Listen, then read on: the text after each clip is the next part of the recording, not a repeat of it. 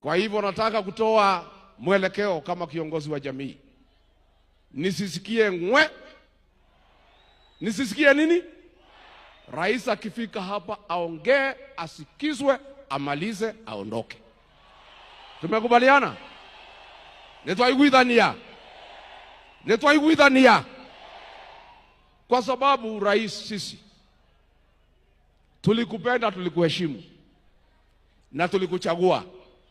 Na hata kama tuko na shida na wewe, tutatatua huko mbele wakati ya uchaguzi. Saa hii wewe iko kwa kiti, endelea kutufanyia ile utaweza, na ujaribu tu, what you can do you do. Mambo ingine tutatatua huko mbele. Kwa hivyo hii ni mkutano ya amani, na mimi sitaki mtu yeyote, hata ile mambo nimesikia ya one time, sitaki kwa hii uwanja, sitaki. Mmesikia? Hiyo ni mambo yetu ya huko nje. Hii ni sherehe ya maana sana, na sisi tunataka ikuwe ya heshima. And since the president has come, he has come in good faith.